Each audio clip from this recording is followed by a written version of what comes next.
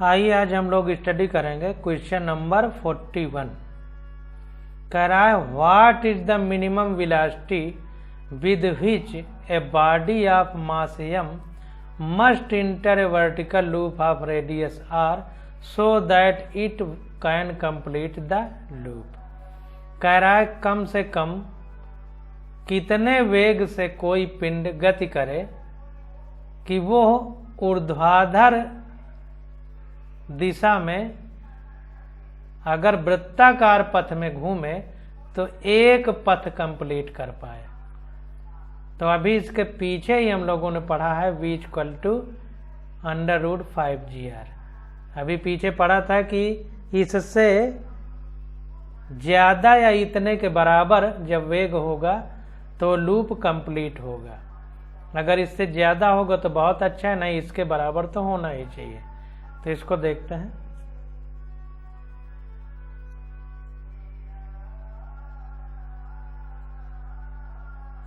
तो देखिए 41 का बी आंसर हमारा करेक्ट है। क्योंकि पीछे हम कर चुके हैं इसलिए यहाँ डिटेल नहीं दिया जा रहा है। एनसीईआरटी में इसको हमने डेराइव भी किया है। क्वेश्चन नंबर 42 देखते हैं। कह रहा है a particle with total energy is moving in a potential energy region ux। कह रहा है एक कण है जिसकी कुल ऊर्जा E है। यहाँ पर कुल ऊर्जा यानी टोटल एनर्जी का मतलब टोटल मैकेनिकल एनर्जी है, यानी यांत्रिक ऊर्जा, यानी गतिज ऊर्जा प्लस स्थितिज ऊर्जा। Moving with potential energy region ux, और ये स्थितिज ऊर्जा वाले क्षेत्र में घूम रहा है जिसकी स्थितिज ऊर्जा u ब्रैकेट में x है। यानी x हमारा दूरी चलने पर या ऊंचाई हो सकती है, कुछ भी हो सकता है, विस्थापन हो सकता है। कह रहा motion of a particle is restricted to the region when. कह रहा है कि जो कण है उसकी गति जो है किसी रीजन विशेष में रेस्ट्रिक्टेड रहे, यानी उससे बाहर न जाए, नियंत्रित रहे उतने में ही, उसके लिए u की वैल्यू कितनी होनी चाहिए। तो एनसीईआरटी में हमने पीछे के जब क्वेश्चन किए थे तो उसमें एक ग्राफ आए थे 3-4 क्वेश्चन, तो वहां पर हम लोगों ने पढ़ा था। तो उसी हिसाब से यहां भी क्वेश्चन को सॉल्व करेंगे।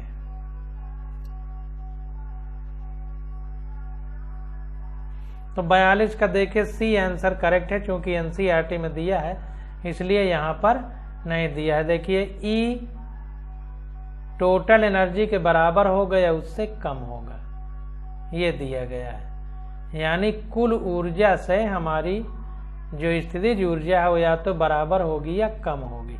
अब इसको समझ लेते हैं। देखिए टोटल मैकेनिकल एनर्जी यानी कुल यांत्रिक ऊर्जा, total mechanical energy equal to होता है kinetic energy plus potential energy, यानी गतिज ऊर्जा प्लस स्थितिज ऊर्जा। अब देखिए इसमें जो है ये होता है कि पोटेंशियल एनर्जी हमारी 0 होती है। मान लीजिए, इसको इस तरह समझिए कि ये पृथ्वी का समतल है और ये h है। यहाँ पर समझिएगा गहराई से तो समझ में आ जाएगा। ये ऊंचाई h है। तो जब यहाँ पर कोई पिंड है तो इसकी स्थितिज ऊर्जा u बराबर कितना होगी, mgh। और जब यहाँ पर कोई पिंड होगा तो इसकी स्थितिज ऊर्जा u बराबर क्या होगी, 0 होगी, क्योंकि h 0 है। अब इस धरातल के नीचे नहीं जा सकता, यानी स्थितिज ऊर्जा 0 से नीचे नहीं जा सकती। तो किसी भी जब कोई पार्टिकल मोशन करेगा तो उसकी गति के लिए जरूरी है कि u हमारी 0 हो या 0 से कम ना हो, ठीक ना, 0 से कम ना हो। अब जाहिर सी बात है कि जो हमारी पोटेंशियल एनर्जी होगी, ये गतिज ऊर्जा होगी, ये गतिज ऊर्जा हमारी निगेटिव भी हो सकती है, गतिज ऊर्जा। तो स्थितिज ऊर्जा 0 से कम नहीं हो सकती, या तो 0 के बराबर होगी या 0 से ज्यादा होगी, जबकि गतिज ऊर्जा हमारी ऋणात्मक हो सकती है। हम पीछे पढ़ चुके हैं एनसीईआरटी में, बहुत अच्छे से हमने क्वेश्चन कराया था। और अगर वैसे देखा जाए तो चूंकि टोटल एनर्जी इक्वल टू होता है, टोटल एनर्जी इक्वल टू होता है potential energy plus kinetic energy, तो जाहिर सी बात है कि पोटेंशियल एनर्जी यानी स्थितिज ऊर्जा टोटल ऊर्जा से कम होगी। तो देखिए ये ई हमारी टोटल ऊर्जा है, तो इससे कम है या इसके बराबर है। स्थितिज ऊर्जा इसके बराबर ही हो सकती है कुल ऊर्जा के। कैसे हो सकती है, यहाँ पर देखिए जब ये बिंदु यहाँ पर आएगा तो इस बिंदु पर v 0 हो जाएगा, वेग 0 हो जाएगा, यानी गतिज ऊर्जा हमारी शून्य होगी। तो पूरी की पूरी कुल ऊर्जा क्या होगी, स्थितिज ऊर्जा होगी।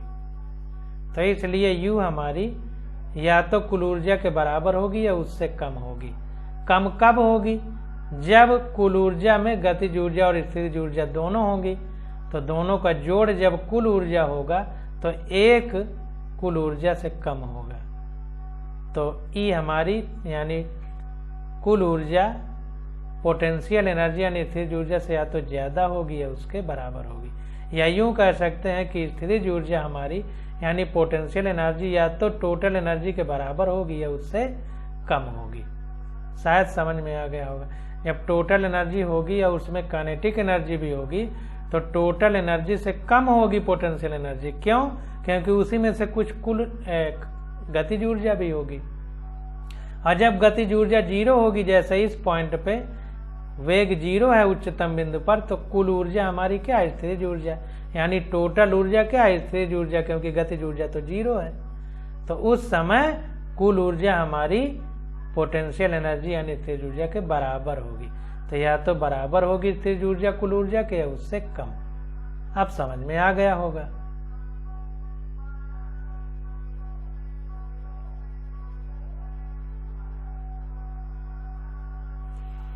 तो देखिए 42 नंबर क्वेश्चन हो गया। तो देखिए 42 का सी ऑप्शन हमारा करेक्ट है। अब 43 नंबर क्वेश्चन देखते हैं।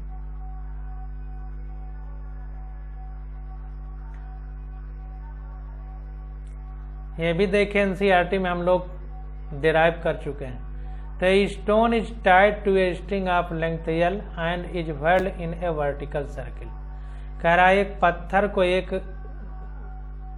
रस्सी से बांध दिया जाता है जिसकी लंबाई L है और इसको वृत्ताकार पथ में पृथ्वी के ऊर्ध्वाधर घुमाते हैं, जैसे साइकिल का पहिया चलता है। इस प्रकार से इसको वर्टिकल बोलते हैं, वर्टिकल सर्किल में घुमाते हैं। कह रहा है with the other end of the string at the centre. String का जो दूसरा एंड है जिस पर पत्थर नहीं बंधा है वो केंद्र बिंदु में रहता है। यानी यूं कहें कि जैसे उंगली से पकड़ के हम पत्थर को धागे में बांध के घुमाएं तो उंगली हमारी केंद्र बिंदु में रहेगी, तो जो दूसरा छोर है जो उंगली में पकड़े हैं वो सेंटर में रहेगा। At a certain instant of time the stone is at its lowest position and has a speed v। एक विशेष परिस्थिति में जब इंस्टेंट टाइम में यानी कुछ क्षण के लिए पत्थर अपने निम्नतम बिंदु पे रहता है, लोवेस्ट पोजीशन पे, उस समय पत्थर का वेग कितना है, u। कह रहा है the magnitude of the change in velocity as it reaches a position where the string in horizontal, g being acceleration due to the gravity is. कह रहा है उस समय जो वेग में परिवर्तन है उसका परिमाण क्या होगा, यानी मैग्नीट्यूड कितना होगा चेंज इन वेलोसिटी का, जब ऐसी पोजीशन में पत्थर रहेगा कि जो रस्सी है हमारी वो क्षैतिज हो जाए, यानी पृथ्वी के समतल के क्षैतिज हो जाए। तो हमको दे दिया है g की वैल्यू, मतलब वही रखना है जो गुरुत्वाकर्षण होता है। तो ध्यान दीजिए थोड़ा सा, मान लीजिए इस तरह वृत्ताकार पथ में हम घुमा रहे हैं, तो ये निम्नतम बिंदु पर पत्थर है, मान लीजिए यहाँ पर है, और पृथ्वी का धरातल जो है वो इस तरह है, इस तरह, लेकिन टच नहीं कर रहा है पृथ्वी से, नहीं घूम नहीं पाएगा।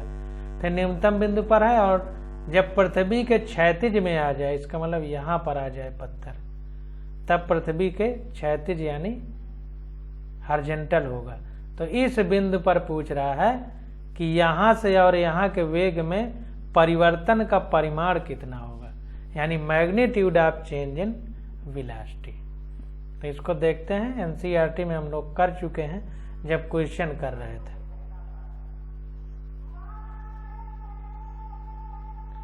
तो यहाँ पर देखिए, एक बिंदु ये लोवेस्ट पोजीशन पर, एक बिंदु ये क्षैतिज यानी हॉरिजॉन्टल पोजीशन पे। तो the total energy A equal to the total energy at B. तो जितना भी ऊर्जा यहाँ पर होगी उतनी ही ऊर्जा यहाँ पर होगी। देखिए बार बार जब लिखता है टोटल एनर्जी, तो इसका मतलब टोटल मैकेनिकल एनर्जी समझिए, गलती कर रहा है। कुल यांत्रिक ऊर्जा लिखना चाहिए, कुल ऊर्जा नहीं। कुल ऊर्जा तो अभी घर्षण होगा तो उसमें ऊष्मा के रूप में भी निकलेगी, ध्वनि के रूप में भी निकलेगी, प्रकाश के रूप में भी निकलेगी। तो कुल टोटल एनर्जी का मतलब टोटल मैकेनिकल एनर्जी यानी गतिज ऊर्जा प्लस स्थितिज ऊर्जा। तो टोटल एनर्जी ए पर equal to total energy B पर। तो देखिए जब ए बिंदु पर हम हैं तो कुल ऊर्जा क्या होगी, हाफ mu स्क्वायर, क्योंकि वेग हमको बता दिया है कि हाफ mu स्क्वायर है।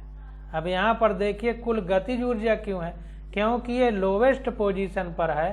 तो अगर हम यहाँ से लाइन खींचें, इसको इस तरह लिखना चाहिए, हाफ mv स्क्वायर यानी गतिज ऊर्जा प्लस 0 लिखना चाहिए।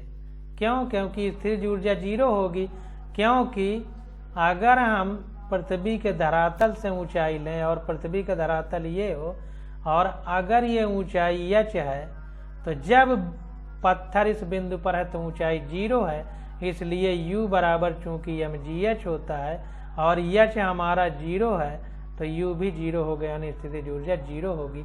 इसलिए इस बिंदु पर केवल गतिज ऊर्जा है हाफ mv स्क्वायर, और लोवेस्ट पॉइंट पर क्वेश्चन में दिया है कि वेग u है। तो अब इस बिंदु पर देखा जाए तो इस बिंदु पर ऊंचाई कितनी है, h बराबर l है, तो ये यल यहाँ भी होगी, यल यहाँ भी होगी, ये तो ये ऊंचाई h हो गई। तो इस बिंदु पर क्या होगा, गतिज ऊर्जा प्लस स्थितिज ऊर्जा, क्योंकि कुल ऊर्जा इस बिंदु पर और कुल ऊर्जा इस बिंदु पर दोनों बराबर होंगी। तो इस बिंदु पर तो केवल गतिज ऊर्जा है, क्योंकि h 0 है तो हाफ mv स्क्वायर, और इस बिंदु पर गतिज ऊर्जा और स्थितिज ऊर्जा दोनों होंगी, इसलिए half mv square plus mgh यानी स्थितिज ऊर्जा। ये गतिज ऊर्जा, ये स्थितिज ऊर्जा। यहाँ पर लोवेस्ट बिंदु पर वेग u क्वेश्चन में दिया गया है, और यहाँ पे v दिया गया हो या नहीं दिया गया तो हमने भी मान लिया। और यहाँ पर स्थितिज ऊर्जा क्या होगी, mgh, और h किसके बराबर है, धागे की लंबाई है l, तो l लिख दिया।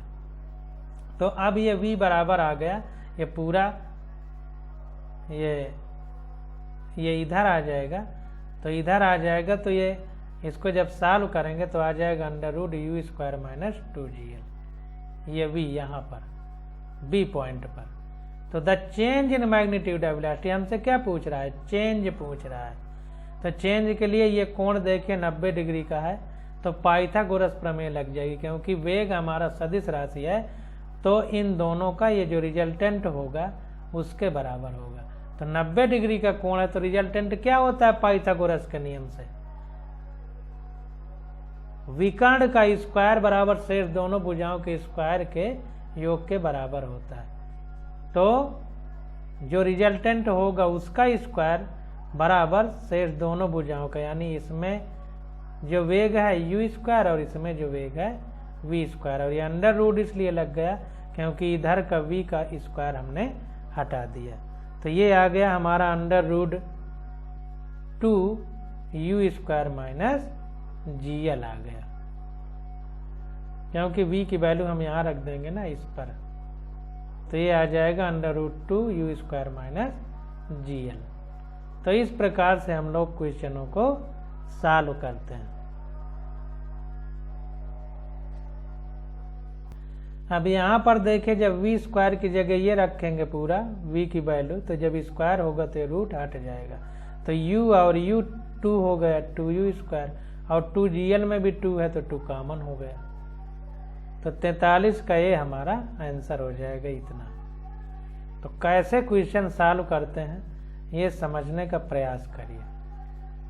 अब 44 नंबर क्वेश्चन आ जाता है। कह रहा है child is sitting on A swing. एक स्विंग में कोई चाइल्ड बैठा है। स्विंग का मतलब कोई घूमने वाला तस्तरी जैसे हो गया, झूला ही हो जो घूम रहा हो। Its minimum and maximum height from the ground 0.75 metre and 2 metre respectively. जमीन से इसकी ऊंचाई, मान लो झूला हो ऐसे ऊर्ध्वाधर चल रहा हो वर्टिकल में, जैसे साइकिल का पहिया घूमता है धरती से ऊर्ध्वाधर में यानी वर्टिकल में। तो निम्नतम बिंदु की ऊंचाई 0.75 मीटर है, उच्चतम बिंदु की 2 मीटर है। तो कह रहा है its maximum speed will be. तो इसकी अधिकतम वेग कितना होगा। तो इसको देखते हैं। कुल ऊर्जा दोनों बिंदुओं पर निकाल लेना है। कुल ऊर्जा का मतलब कुल मैकेनिकल एनर्जी। तो maximum drop in potential energy. अब देखिए पोटेंशियल एनर्जी में जो कमी होगी तो उतनी ही गतिज ऊर्जा बढ़ेगी, क्योंकि कुल ऊर्जा को कांस्टेंट रखना है। तो स्थिर ऊर्जा में जितनी कमी होगी गतिज ऊर्जा में उतनी वृद्धि होगी। या इसको हम इस तरह कर सकते हैं कि दो बिंदु मान लें, तो दोनों बिंदुओं में मान लीजिए इस तरह वृत्ताकार पथ में घूम रहा है। इसमें दो बिंदु हैं, एक ये निम्नतम है और एक बिंदु यहाँ पर है मान लीजिए। और पृथ्वी का धरातल ये है, तो ये ऊंचाई कितनी है 0.75 है और ये कितनी है 0, यहाँ पर ये 2 मीटर है, 2 मीटर है। अब यहाँ पर कुल ऊर्जा बराबर यहाँ पर कुल ऊर्जा कर लें, तो यहाँ पर गतिज ऊर्जा प्लस स्थितिज ऊर्जा बराबर यहाँ पर गतिज ऊर्जा प्लस स्थितिज ऊर्जा। इस तरह करेंगे तो हमारा आंसर आ जाएगा। तो इसने दूसरी तरह किया, कह रहा है maximum drop in potential energy, यानी स्थिर ऊर्जा में कमी बराबर गतिज ऊर्जा में वृद्धि। तो स्थिर ऊर्जा में अगर हम कमी निकालें तो क्या होता है, फार्मूला mgh होता है, फार्मूला स्थिर ऊर्जा का। तो mg हो जाएगा और h कितना होगा, ये उच्चतम ऊंचाई में निम्नतम घटा दे तो यहाँ की स्थिर ऊर्जा में यहाँ की स्थिर ऊर्जा घट जाएगी, तो जो कमी हुई वो आ जाएगी।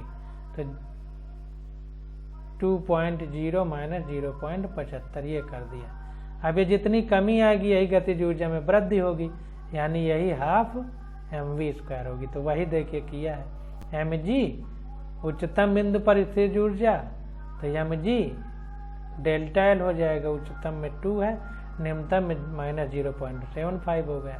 तो ये जो स्थिर ऊर्जा में कमी आई वही गतिज ऊर्जा बदल जाएगी, तो हाफ mv² के बराबर हो गया। तो v = आ गया √2g डेल्टा एल। तो डेल्टा एल हमारा आ गया 1.25, तो ये आ गया 5 मीटर पर सेकंड। तो इस प्रकार से हम लोग क्वेश्चनों को करते हैं, तो समझिए कि कैसे क्वेश्चन किया जाता है। अब 45 नंबर क्वेश्चन देखते हैं। तो 45 नंबर क्वेश्चन में देखिए कह रहा है, as shown in the figure a mass is performing vertical circular motion.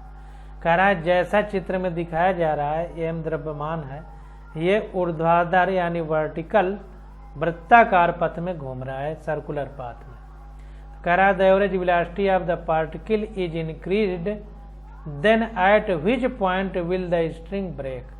कह रहा है अगर जो है ये वृत्ताकार पथ में घूमे तो किस बिंदु पर रस्सी टूट जाएगी। तो अभी हमने आपको इसके पीछे वाले क्वेश्चन में बताया है और फिर बता देते हैं। तो देखिए जब इस पॉइंट पर रहेगा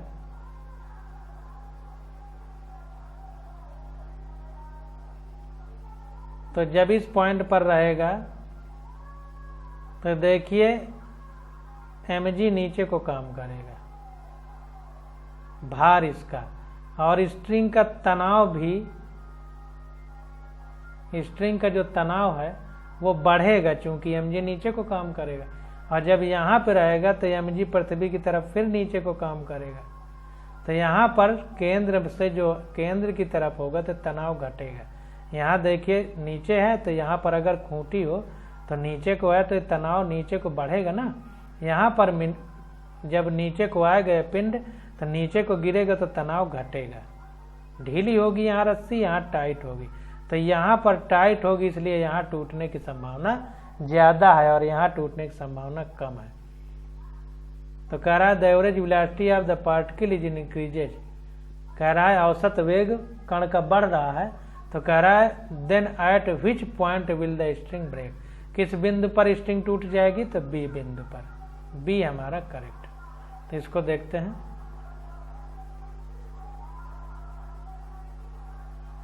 बी देखिए करेक्ट है।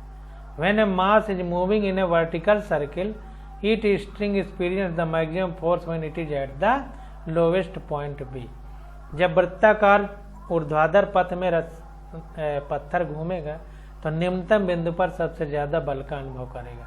Therefore tension at B is maximum, इसलिए बी बिंदु पर जो टेंशन होगा वो सबसे ज्यादा होगा। और क्या होगा, एक तो भार उसका नीचे काम करेगा और दूसरा उसका अभिकेंद्र बल के विरोध में अपकेंद्र बल बाहर की ओर काम करेगा। तो दो बल काम करेंगे, अपकेंद्रीय बल यानी सेंट्रीफ्यूगल फोर्स और उसका भार यानी वेट, दो काम करेंगे। तो वेट प्लस mv², ये दोनों काम करेंगे इसलिए टूटने की संभावना ज्यादा है।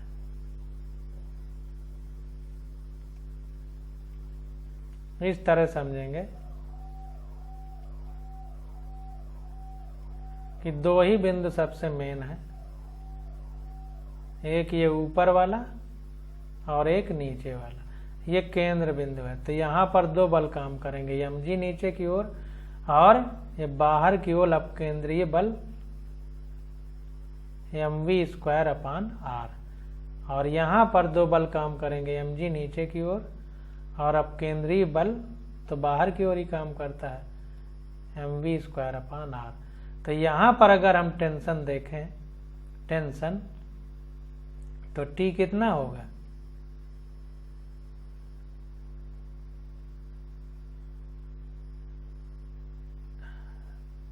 mv²/r माइनस mg होगा, क्योंकि दोनों की दिशा विपरीत है। यहाँ पर mg वेट की जगह mg लिख सकते हैं, mg प्लस mv²/r होगा। यहाँ प्लस में है, यहाँ माइनस में, यानी यहाँ उच्चतम बिंदु पर टेंशन घटेगा, माइनस में mg रहेगा। यहाँ पर टेंशन बढ़ेगा क्योंकि प्लस में mg रहेगा, तो इसलिए निम्नतम बिंदु पर टूटने की संभावना ज्यादा है। तो 45 का बी आंसर करेक्ट हो जाएगा। अब 46 नंबर क्वेश्चन देखते हैं।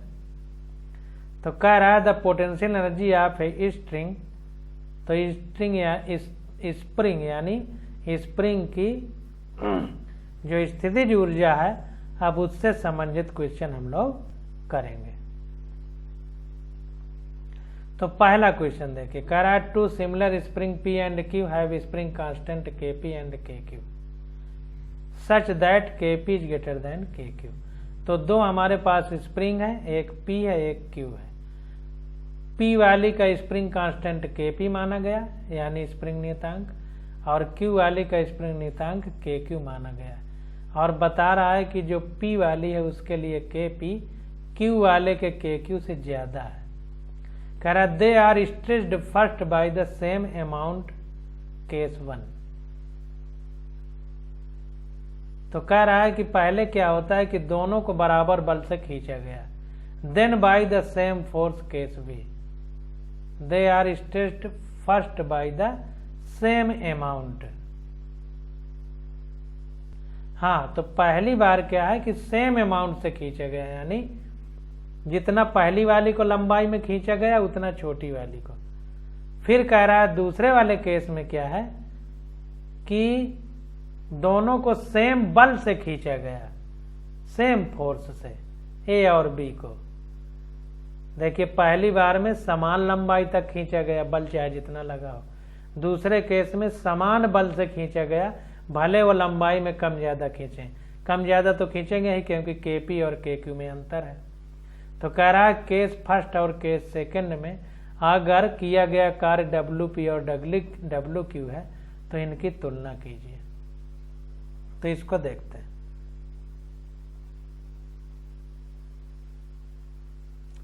तो देखिए क्वेश्चन में हमसे बताया है कि P वाली स्प्रिंग का स्प्रिंग कांस्टेंट ज्यादा है Q वाली से। तो केस फर्स्ट में देखिए, elongation x in each spring is same. पहली वाली को बराबर खिंचाव दिया गया, बराबर लंबाई तक खींचा गया, तो x दोनों के लिए एक ही है।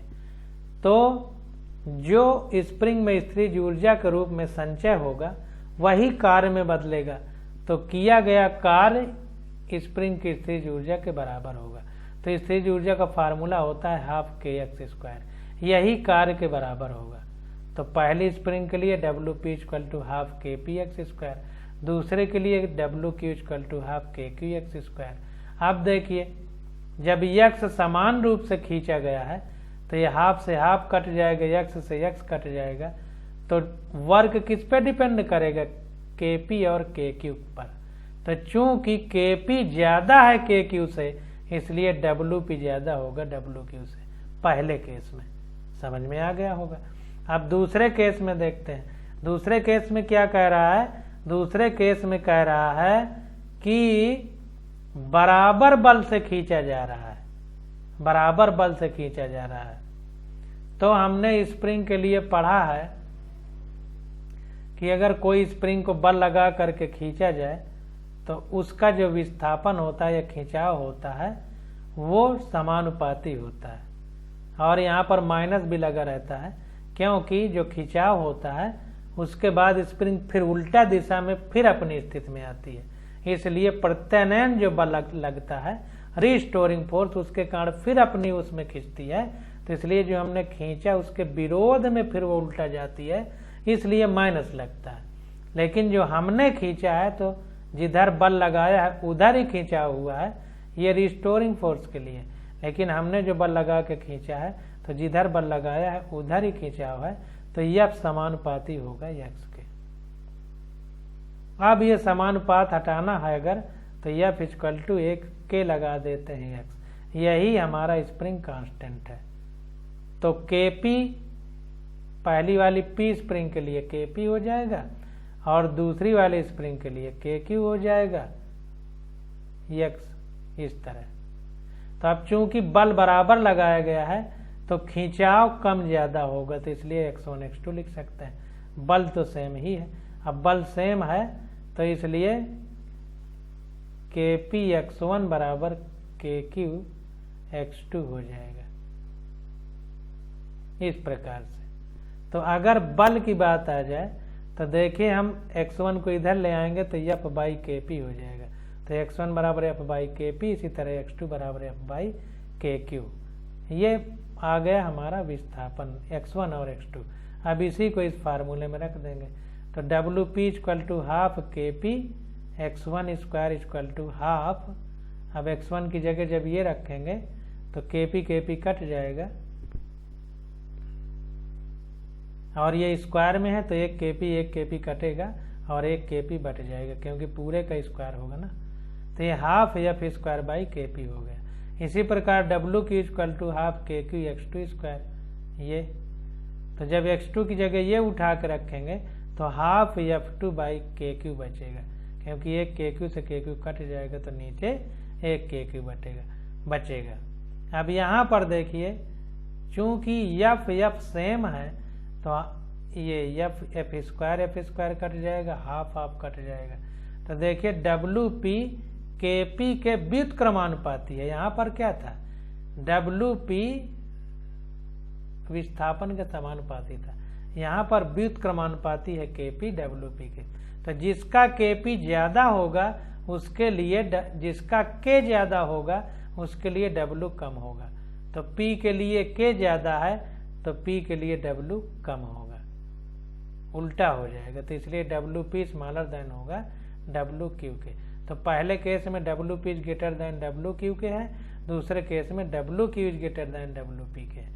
46 का ये ऑप्शन हमारा करेक्ट हो जाएगा। कैसे हुआ ये हमने आपको बता दिया। अब 47 नंबर क्वेश्चन आ जाता है। तो 47 नंबर क्वेश्चन में देखिए, कह रहा है block of mass m is attach to the lower end of a vertical spring. कह रहा है कि यम द्रव्यमान है, कोई ब्लॉक है, पिंड या गुट का, उसको स्प्रिंग के सबसे निचले हिस्से पर बांध दिया गया है। और स्प्रिंग कैसी है, वर्टिकल है, यानी जैसे खूंटी से स्प्रिंग को बांध के ऊर्ध्वाधर नीचे की ओर पिंड लटका दिया गया। कह रहा है the spring is hung from A ceiling and has force constant value के। अब जो स्प्रिंग है उसमें नीचे पिंड लटकाया गया और स्प्रिंग को एक सीलिंग फैन यानी छत वाले पंखे से बांध दिया गया, और उस स्प्रिंग का फोर्स कांस्टेंट कितना है, बल नियतांक के है। कह रहा है the mass is released from rest with the spring initially unstressed. जब स्प्रिंग प्रारंभ में खींची हुई नहीं है, यानी उसमें कोई खिंचाव नहीं है, उस स्थिति से उस जो पिंड है हम द्रव्यमान का गुट का, उसको छोड़ दिया जाता है। तो जाहिर सी बात है अब स्प्रिंग खिंचाव लेगी। तो कह रहा है the maximum extension produced in the length of the spring will be. तो अब कितना खिंचाव लेगी स्प्रिंग जब पिंड को छोड़ दिया जाएगा, बहुत इंपॉर्टेंट है। और स्थितिज ऊर्जा से ये सारा क्वेश्चन हम लोग निकाल लेंगे, यानी पोटेंशियल एनर्जी से। तो देखिए, when the mass attached to a spring fixed at the other end is allowed to fall suddenly, it extends the spring by x। जब मास उसमें लटका करके उसको छोड़ा जाता है तो कह रहा है मान लेते हैं कि स्प्रिंग x मीटर खिंच जाएगी, तो potential energy lost by the mass is gained by the spring. तो जो स्थितिज ऊर्जा है उस स्प्रिंग में, वही अब खिंचाव के रूप में बदल जाएगी।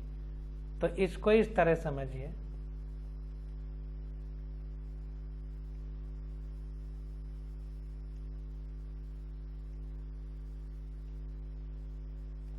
मान लीजिए यहां से कोई स्प्रिंग है इस तरह से, और इस पर m द्रव्यमान का पिंड है। अभी ये खिंचाव बिल्कुल नहीं है, तो ये मान लीजिए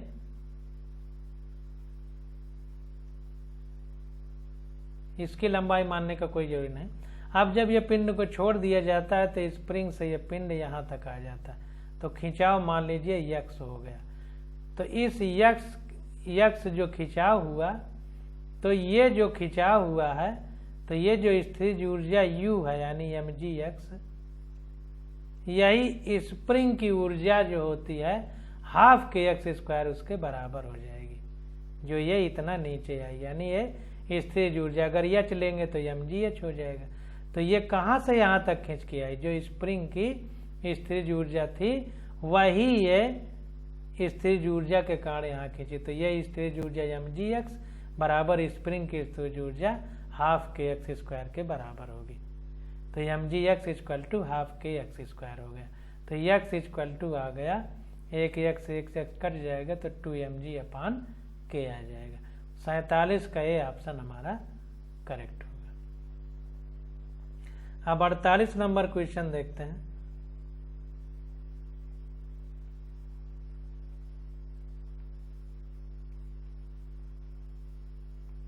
कह रहा है vertical spring with force constant k is fixed on a table.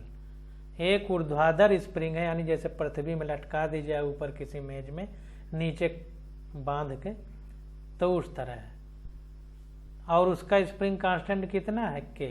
कह रहा है एक गेंद है जिसका द्रव्यमान m है, a ball of mass m at a height h above the free upper end of the spring fall vertically on the spring so that the spring is compressed by distance d। अब कह रहा है मेज है, कोई मेज के ऊपर स्प्रिंग रखी हुई है, ऐसे मोटी है, और उसके ऊपर h ऊंचाई से m द्रव्यमान का पिंड गिरता है, जिससे कि वो स्प्रिंग कंप्रेस हो जाती है, यानी दब जाती है। कितना दबती है, d डिस्टेंस दबती है। तो कह रहा है the net work done in the process is. अब देखिए फिर जितना ऊंचाई से पिंड गिराया गया उसकी स्थितिज ऊर्जा जितनी होगी, उसी स्थितिज ऊर्जा से ये पिंड दबेगा नीचे की ओर। अगर इतना पता है तो करने में क्वेश्चन कोई दिक्कत नहीं होगी। तो यहाँ पर देखिए नेट जितना कार्य किया जाएगा तो वो क्या होगा, स्प्रिंग पर एक पिंड गिर रहा है h ऊंचाई से, तो उसकी स्थिति ऊर्जा क्या होगी mgh, और स्ट्रिंग की कितनी होगी हाफ kd², ये चीज हो जाएगी। तो इसको समझते हैं।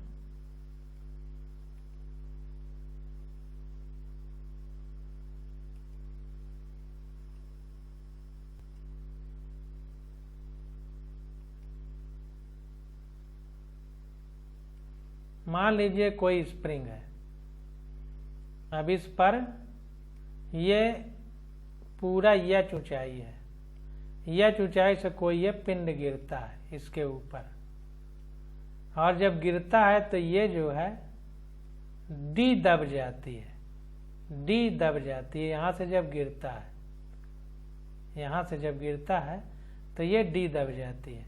ये देखिए हमने गलत थोड़ा बना दिया, h ऊंचाई यहाँ तक रहेगी, यहाँ तक स्प्रिंग से कितना ऊंचाई पर है पिंड हो, तो ये h ऊंचाई पर है, ये इतना ये गलत है, h ऊंचाई पर है और ये d दब जाती है, तो पूरा ये ऊंचाई कितना होगी दबने के बाद h प्लस d, तो इसका u कितना हो जाएगा mgh प्लस d हो जाएगी स्थिर ऊर्जा जो इसमें संचित होगी, क्योंकि पूरा ये गेंद कितना गिरा h प्लस d गिरा, तो स्थिर ऊर्जा कितनी होगी mgh प्लस d, इतना हो जाएगी। और यही ऊर्जा किसके बराबर होगी, जो स्प्रिंग में स्थिर ऊर्जा के रूप में संचित हुई, यानी U इक्वल टू हाफ के, x की जगह d दबी है तो d² हो जाएगा, तो ये बराबर हो जाएगा इसके, यानी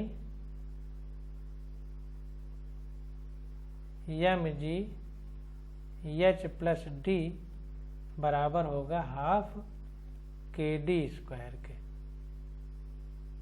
तो ये इधर आ जाएगा, तो mgh plus d minus half kd² होगा।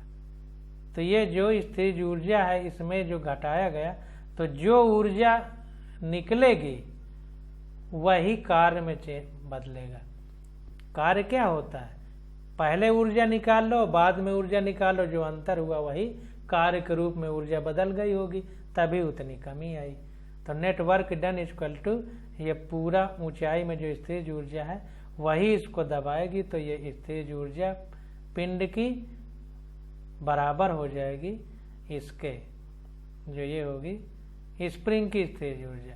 तो अगर हमको कुल ऊर्जा निकालना है तो इस ऊर्जा में ये ऊंचाई वाली है mgh माइनस d, इसमें स्प्रिंग की घटा देंगे तो जो ऊर्जा निकलेगी वही कार्य में बदलेगी, तो इसीलिए mgh minus h plus d minus half kd², यही हमारा नेटवर्क डन होगा।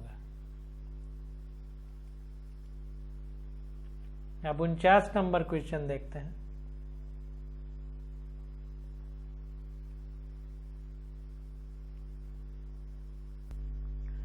अब 49 नंबर क्वेश्चन देखते हैं।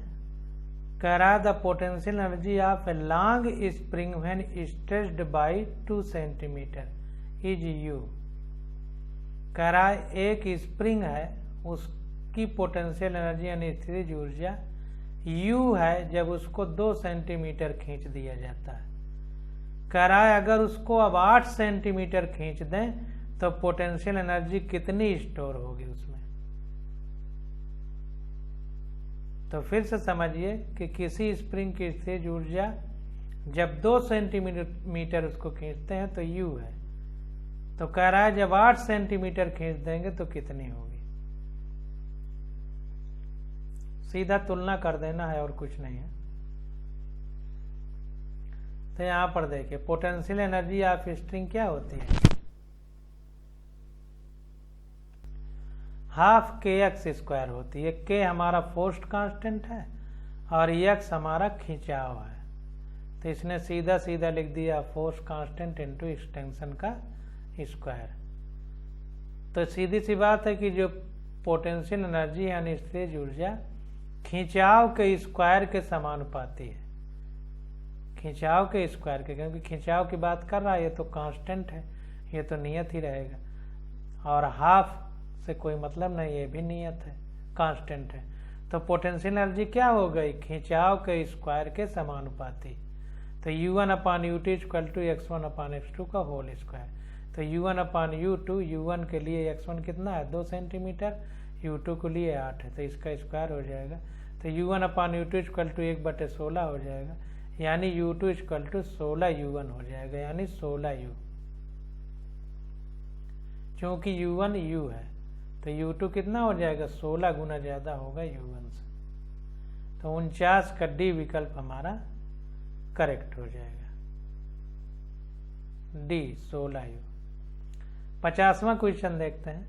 कह रहा है mass of 0.5 kg moving with the speed of 1.5 metre per second on a horizontal smooth surface. कह रहा है कोई 0.5 किलोग्राम द्रव्यमान का पिंड है, वो 1.5 मीटर प्रति सेकंड की चाल से किसी क्षैतिज बिना खुरदुरी सतह पर चल रहा है, यानी चिकनी सतह पर चल रहा है, यानी उसमें जो है घर्षण नहीं है, फ्रिक्शन लेस है। Collide with nearly weightless spring of force constant K equal to 50 newton per metre. तो एक स्प्रिंग है जिसका स्प्रिंग कांस्टेंट कितना है 50 न्यूटन पर मीटर है, उससे ये टकरा जाता है जाकर के। तो कह रहा है the maximum compression of the spring would be. तो इसकी जो गतिज ऊर्जा होगी वही स्प्रिंग में स्थिर ऊर्जा के रूप में संचित हो जाएगी। तो half mv square equal to half kx square, ये बनेगा जाकर के। तो इसको देखते हैं।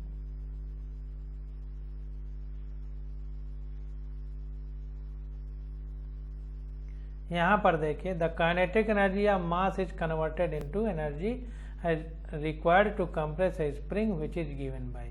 तो देखिए जो गेंद मूव कर रही है तो उसमें गतिज ऊर्जा है, वही गतिज ऊर्जा से उस स्प्रिंग को दबा देगी।